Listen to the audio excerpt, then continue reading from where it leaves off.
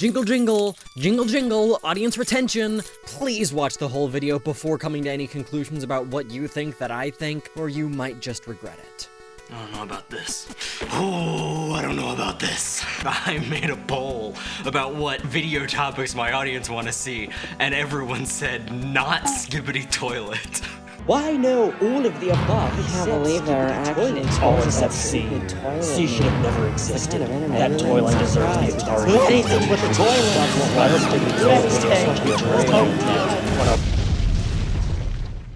Hi, I'm Jett, and my god, what hysteria!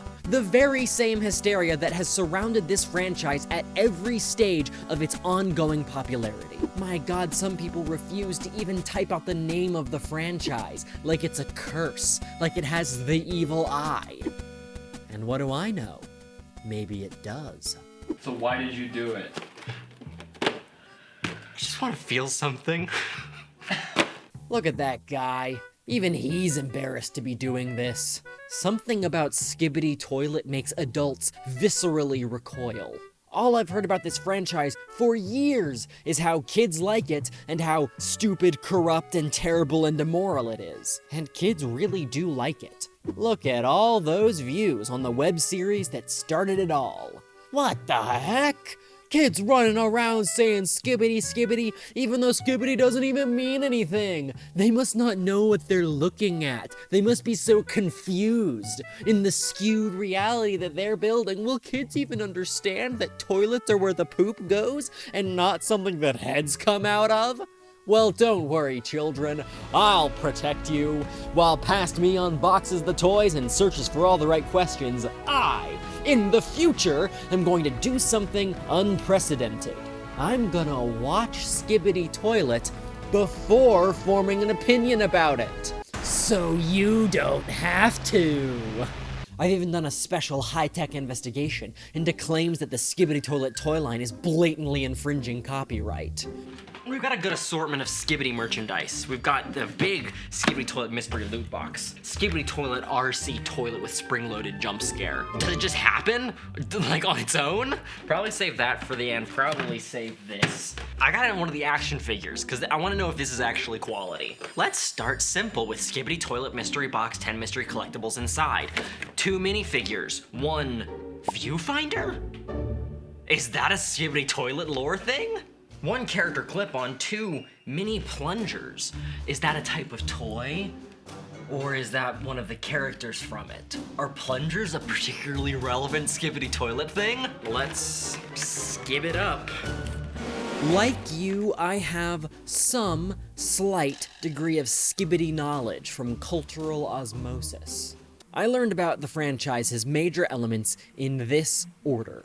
I heard that Gen Alpha kids were saying the word skibbity now, like a verbal tick. I saw the toilets online and learned then that the word comes from a brainrot animated web series using a remix of a song where a man scats the word skibbity.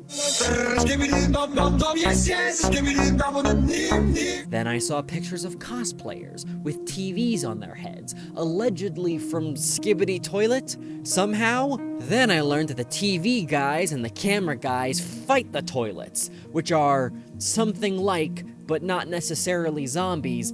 And then I had to sit through about 8 months of the most annoying adults you've ever met making Skibidi Riz jokes at the expense of Gen Alpha, inferring again and again that the younger generation is fundamentally broken for thinking that this is entertainment. You know, 'cause toilets and made up words. I bet it's gonna be something so recognizable.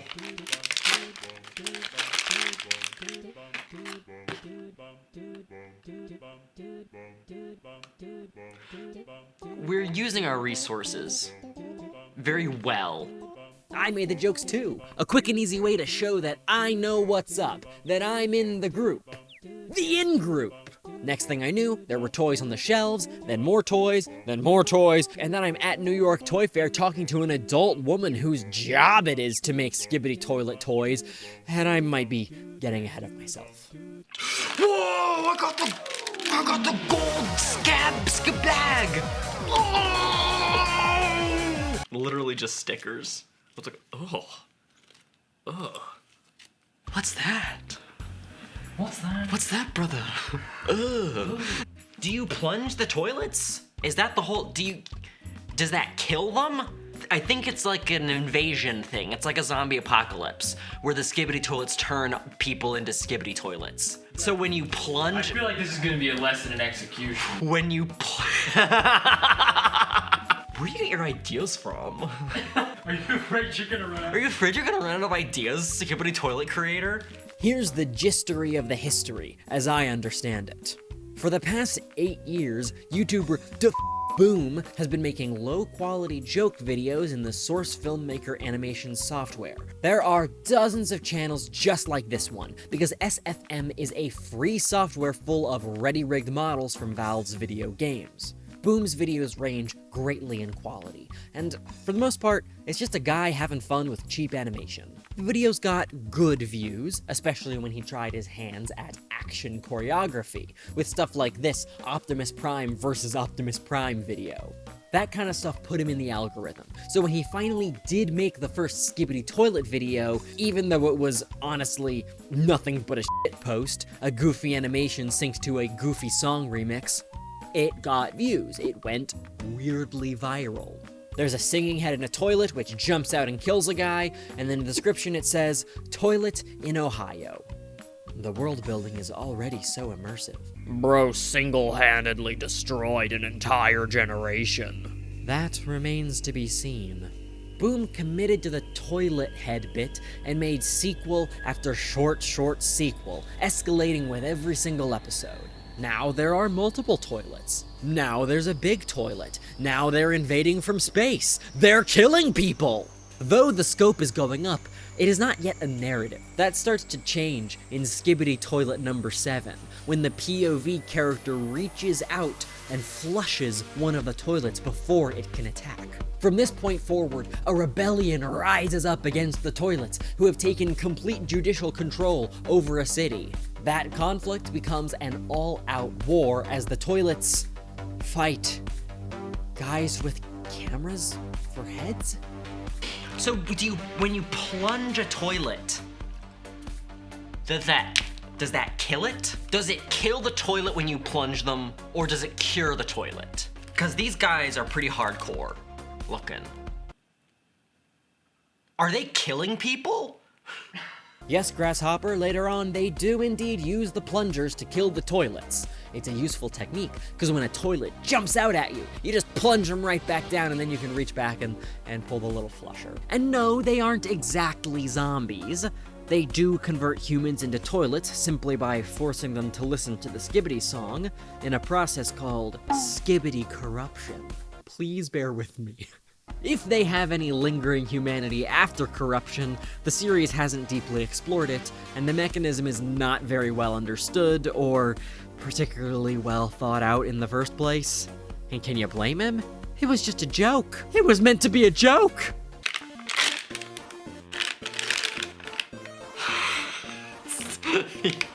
Yeah, man, it's this guy. Plungers with a B. Who are you? Plungers. It's not, you can't say that every time. So not a lot of posability on plungers.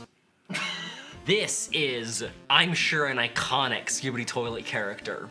So I'll be honest, I didn't notice this guy in the series when he finally did appear. That's because the structure of the series is an ongoing arms race, with characters constantly getting upgraded and new enemies constantly appearing. There are so many character designs and upgrades of character designs and upgrades of character designs that, especially with the toilet characters, it can be very tricky to tell if something is a cookie-cutter foot soldier or a unique, specific character. And since most of the series relies on non-verbal storytelling, characters are rarely actually named. Google tells me this is the Berserker Skibidi Mutant. Cool. Oh, it's cubular. Oh, it's my viewfinder. Oh, it's actually like a little telescope. That's actually really cool. It even like it adds some chromatic aberration. Oh, here, you do it.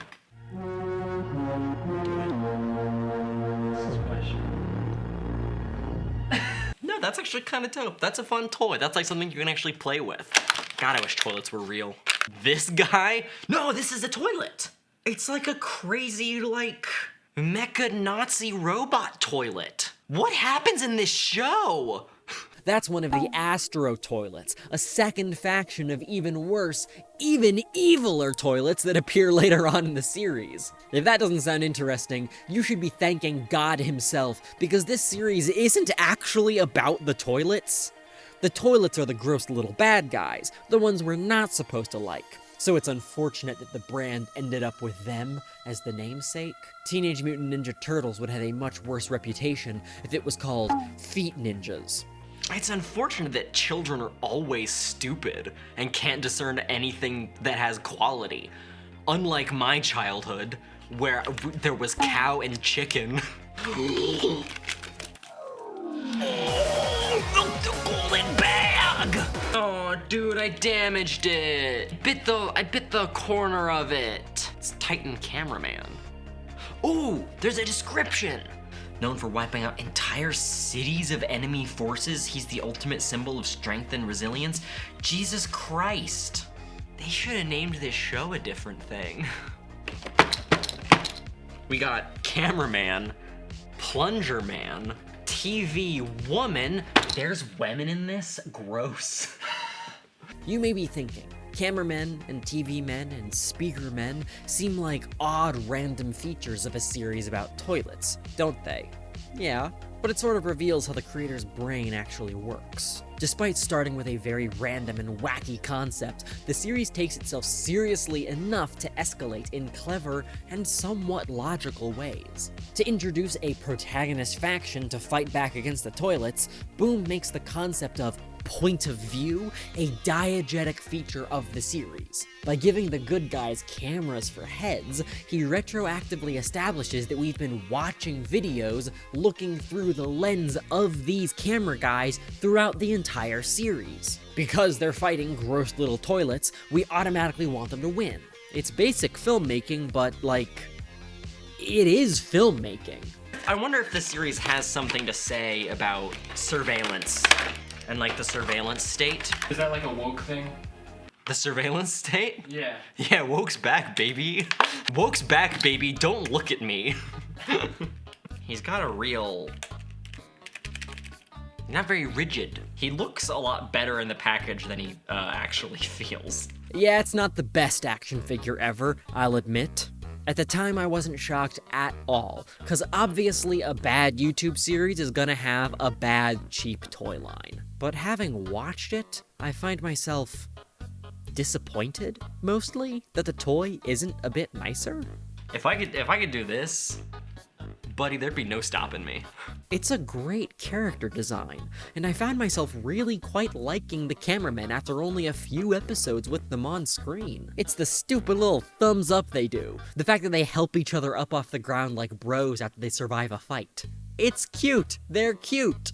I might want a high-end action figure to do justice to the characters, but a kid's just gonna bang it around and throw it across the room and bash it against probably a real toilet. And by that metric, it's fine. It's not the most posable, but robust? Yeah, it's robust, and it looks good, and that's probably enough. As long as the pricing more or less reflects the difference in quality between this and, say, a Star Wars Black Series figure, it's probably fine. Can you hold the plunger? That's a great question. Not really. Let's get 20 items inside from the Skibidi Toilet mystery loot box. Skibidi, skibidi, skibidi. That's pretty robust. I'll tell you what, that's gratifying to see, like, it really does look like a treasure trove of Skibidi.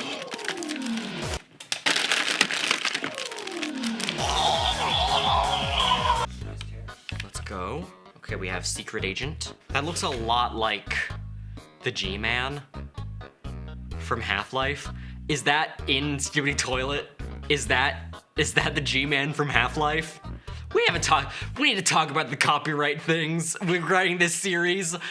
Is the G-Man in Skibidi Toilet? Yes and no. That character does not use the G-Man model from Half-Life 2, but the G-Man model is very prominently featured in the series.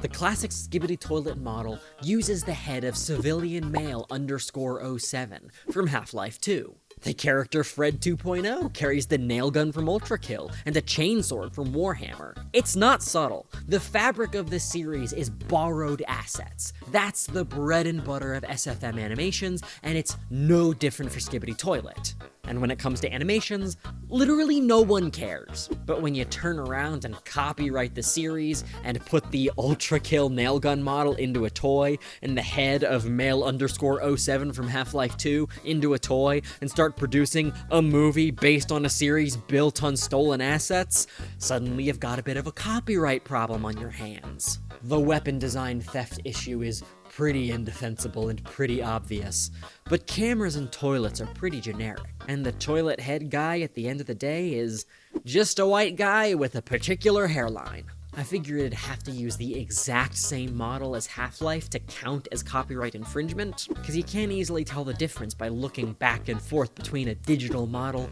and a physical model, especially because lens type and camera distance and lighting is all going to interfere in how this thing looks. You need to be able to, scan the physical model and compare it to the original model inside the same software.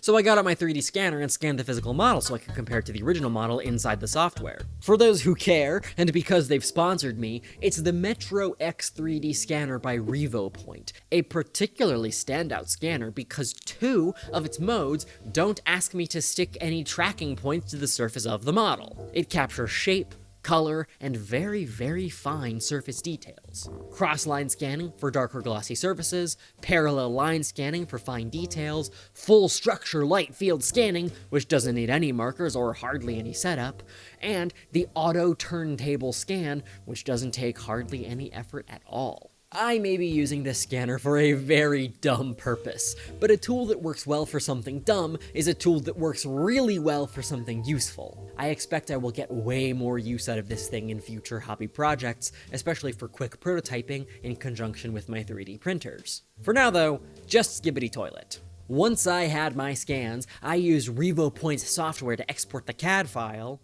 and finally brought all of it into Blender so I could rotate them around and compare. Without textures and without the elaborate distorted expressions that Boom animates onto the toilets, needless to say there is no resemblance at all. But it was a fun experiment, and I'm glad to see Bonkers isn't being completely legally negligent, aside from the nail gun problem, which is completely negligent. But if you want to get your hands on the MetroX 3D scanner, click the links in the description. REVOPRJETT's Black Friday sale is running till December 7th, so now is the best time to shop for yourself or get a gift for a creative person in your life. You can use code REVOPRJETT for extra savings, so click the links below. We got the cameraman. He's giving a thumbs up. He's supportive. And we got the camera woman.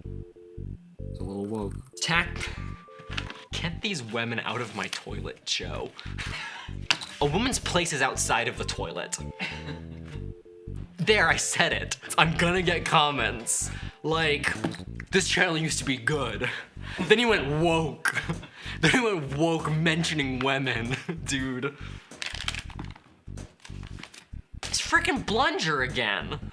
Blind boxes are a scourge. If there aren't 2 of this man in this show, the iconic character Berserker Skibidi Mutant? I'm gonna be furious.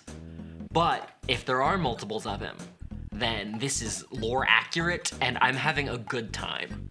Sorry bud, the Berserker Skibidi Mutant is one specific guy. There are a good number of generic troops in the series, such as the normal cameraman from before, but Blunger ain't one of them. As the war progresses, and the speaker men and the TV men join the cameramen, the most interesting characters in the series finally come into focus. The Titans. These guys are frickin' great. Not only are they giant robot men who have giant robot fights, but they demonstrate a surprising command of non-verbal characterization on the part of Boom. They have feelings. They have struggles. They have varying methods of solving problems, and while they don't exactly have arcs, they're still compelling as Paragon-style characters. When Titan Speaker Man gets overcome by a parasitic mind control toilet, things go very badly for the Alliance. Everything they attempt gets foiled by their former ally, and even their attempts to save him are frustratingly ineffectual.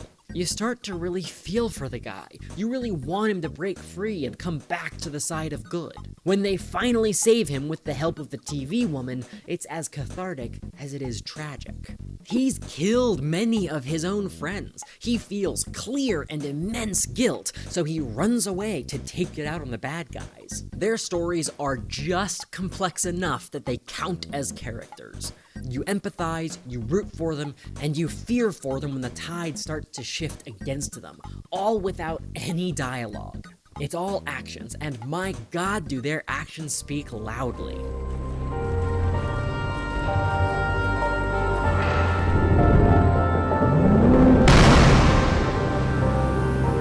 Add this layer on top of some damn good action, and some damn good pacing, and damn good set pieces, and well, it's good. It's good for the reasons that anything is good. Masculine, badass, little moments of sensitivity. I'm not above that stuff. And if I like this as much as I do as an adult, I probably would have liked it a lot when I was younger. Enough that it's been actually a little bit hard to watch the dismissive sarcasm of my past self. Another iconic character. Is this the Titan cameraman? He's got a little gun, and it does fit in his hand, and it schwangs like that. It's pulling back down the wokeness. The gun, oh, Yeah. that's true. Like a chainsaw too. That's centrist. Is this Speaker Man, or is this Dark Speaker Man? More stickers? Duplicate, duplicate, duplicate. New? Now that's cute as hell. I like that character. In my defense, a good chunk of my cynicism is coming from the blind box thing. Blind boxes do absolutely suck, and I did talk about that a lot in my Mr. Beast video that's very similar to this one. But even in my cynicism, even then, the charming character designs were just starting to get through to me. I put the Titan TV Man sticker on my water bottle on account of liking it so much, but I still felt the need to come up with an excuse to justify it to myself. Oh, you know what? I like this design. I'm gonna put that in my water bottle. Here with Pochita. Centrist, apparently. Women, woke. Guns, not woke. Chainsaws, centrist. I'll get back to you and let you know if this sticker is of a high quality standard. This is the truest test. That was a lie! I put it on the bottle because I liked it, god darn it! Why is it so hard to admit that I like the designs and want to associate with them, without needing to couch those opinions behind an artifice of disconnected maturity? It's pitiful! This is pitiful behavior! Just like it, my god! There's so much crap in here. That's how a toilet works, my god. Last thing before that, 3 of them. What do I do with these?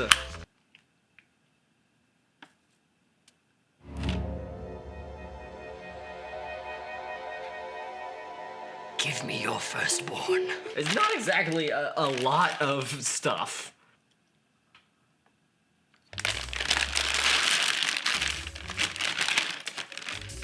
Jesus Christ.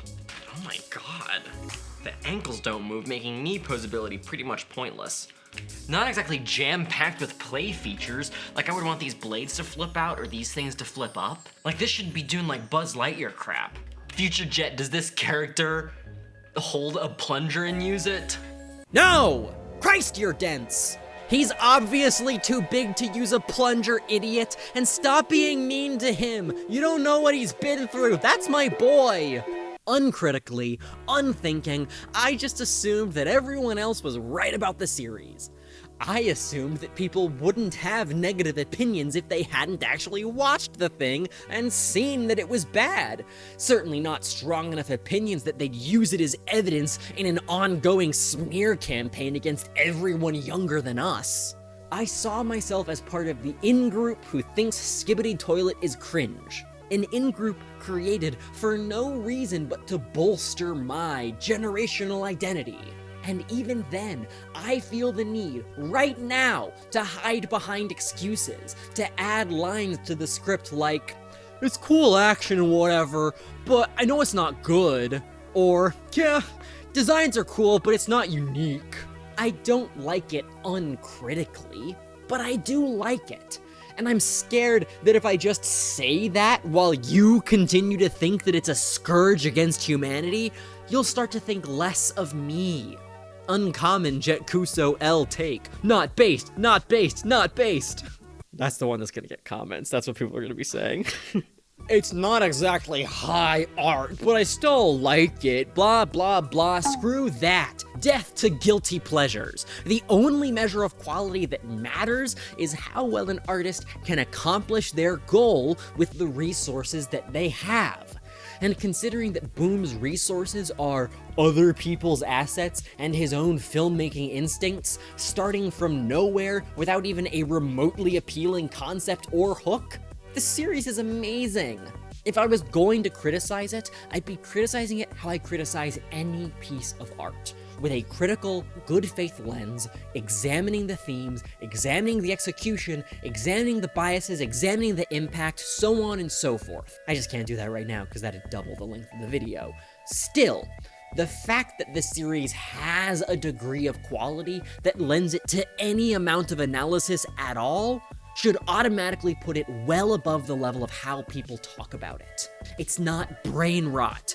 It's literally just a show. And now a reading of a satirical post from Tumblr user CryptoTheism. Everything I don't understand is evidence of societal degeneration, and all of my hobbies are the linchpin to the moral fabric of civilization. Toys I don't like are a literal metaphysical disease infecting reality, and toys I do like are edifices to my inherent moral righteousness. And now for something completely different. Big RC toilet. I actually got an exclusive look at this toilet at Toy Fair. They didn't have a working prototype yet, so they refused to show me what it was supposed to do. I've been waiting in suspense for the better part of a year. I can't wait to freak my sister out with this guy. She's not gonna know what's coming. This alone is quite a good toy. Oh, it's tank controls. Though part of me wants to say that the brand deserves better quality toys.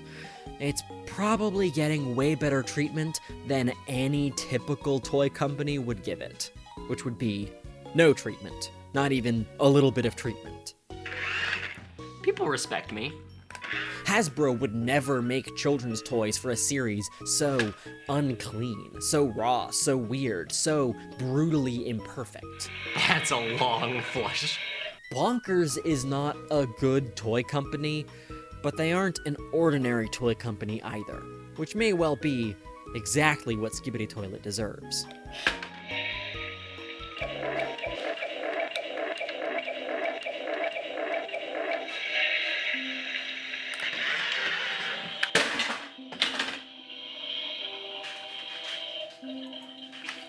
Skibidi Toilet isn't a problem. Skibidi Toilet isn't even that unique in the grand scheme of stuff that kids have enjoyed across generations. It's how it came about, and where it came about, and the unexpectedly good execution of it that sets it apart. You and I are not above this, because this is not below us.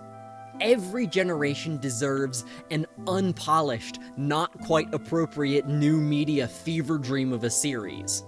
Every generation has had one. It's just a little bit weird that nowadays there's a toy company making expansive toy lines for those new media fever dream series, but that doesn't make it evil, and it doesn't make it harmful, and that doesn't make it evidence of a broken generation. If our signs of the end time are kids liking toilet humor, stories about the triumph of good over chaos, and stories where giant creatures fight each other, it's been over since the dawn of humankind. Since Marduk defeated Tiamat. Since Thor killed the world serpent. since someone first laughed at pee pee poo poo. Your generation isn't special, young people are literally fine, and if your first reaction to something that kids like is skepticism, moral panic, and a refusal to engage honestly, I beg you, grow up. I'm certainly trying to. I do want to make another video where I do actually analyze this series on a deeper level, so if this video does well, I probably will. So share it around, like it, post a comment, and watch my Five Nights at Freddy's video to help put this video into the algorithm. And hey, thanks for watching. This is Jett, and I'll see you next time. Huh! I know I was maybe a little bit hostile to some members of my audience who posted jokes about Skibidi Toilet in my comments. I really mean absolutely no shade. I appreciate everyone who watches these videos and supports, regardless of your opinions about weird new media fever dreams. But especially I'm grateful for all of my Patreon supporters, like my Diamond patrons LUCID, LANA, CHOOKA and RAZU, RION, my Titan patrons CR107, Gusano, Banana Jones, Chell, Douglas, Fern, and new to the Titan patron tier, HeartlineDai, thanks for upgrading. My Hyper patrons Trouble, Mudorios, Orio, Forrest DC, Kevin Haji, Sam Caesar, James 17, Hateincarnate, and new base patron Lim. Thanks everyone.